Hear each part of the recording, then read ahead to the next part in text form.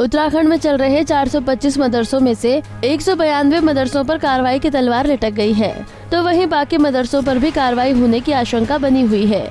अल्पसंख्यक कल्याण मंत्री चंदन राम दास ने वक्फ बोर्ड और उत्तराखंड में चल रहे मदरसों को लेकर समीक्षा बैठक की, जिसके बाद उन्होंने वक्फ बोर्ड और मदरसों में चली आ रही तमाम अनियमितताओं को लेकर कड़ा एक्शन लिया है। बैठक के बाद मीडिया से बातचीत करते हुए अल्पसंख्यक कल्याण मंत्री चंदन राम दास ने कहा कि उत्तराखंड में कुल 425 मदरसे हैं, जिनमें से 192 राज्य सरकार और केंद्र सरकार की मदद से चलते हैं, लेकिन इनको बंद करना होगा।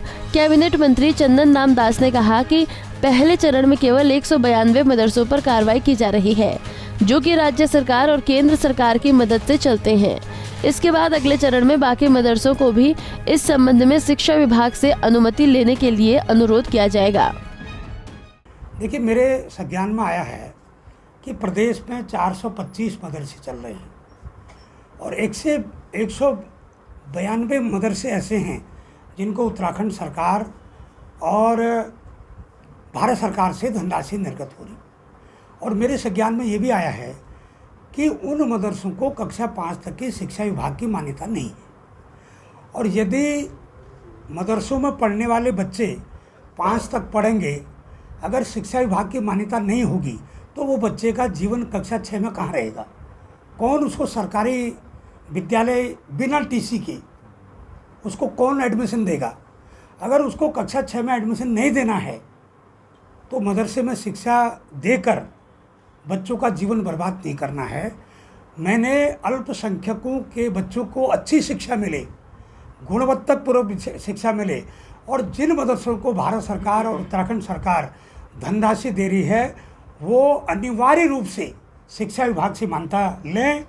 जो मान्यता नहीं लेगा, जो हमारी शर्तों पर काम नहीं करेगा, उनको बंद करने का काम भी करेंगे, और उसको सरकारी सहायता जो मिल रही है उसको भी बंद करने का काम करेंगे। इसके अलावा कैबिनेट मंत्री चंदन राम दास ने वक्फ बोर्ड की जमीनों की हो रही खुर्द-बुर्द पर भी कड़ा बयान देते हुए कहा कि इन जमीनों का प्रशिक्षण करवाया जाएगा, और जो कोई भी वक्फ बोर्ड की जमीनों पर कब्जा कर रहा है उसके खिलाफ सख्त कार्रवाई की जाएगी।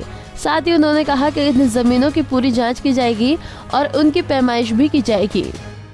बिल्कुल, आज वक्फ बोर्ड की भी समीक्षा बैठक हुई और इस समीक्षा बैठक में अरबों रुपए की संपत्तियां वक्फ बोर्ड के पास हैं। उनका दुरुपयोग हो रहा है, वो कब्जे हो रहे हैं। पिरान कलियर के आसपास जितनी भूमि है, जो दुकानें हैं, उन पर कब्जे हो रहे हैं। जो हमारे कई जगह बड़े कब्रिस्तान हैं, उनके आसपास जो वक्फ बोर्ड की ज़मीनें हैं उन पर कब्जे हो रहे हैं। मैंने एक कमेटी बनाने को कहा है और तत्काल जांच करने को कहा है, और ये निर्देशित किया है कि एक टाइम बाउंड करके उनकी जांच करें। जिन्होंने अवैध रूप से हमारी वक्फ बोर्ड की संपत्तियों को कब्जा किया है उनको छुड़ाने का काम करें, उनसे वसूली का काम करें, और हो सकता तो वैधानिक करने का भी काम करें। ठीक। अल्पसंख्यक कल्याण मंत्री चंदन राम दास के आदेश के बाद चिन्हित मदरसों और भू माफियाओं में हड़कंप मच गया है। अब देखना ये होगा कि मदरसे शिक्षा विभाग से मान्यता लेंगे या इन पर अलीगढ़ का ताला लटकाया जाएगा।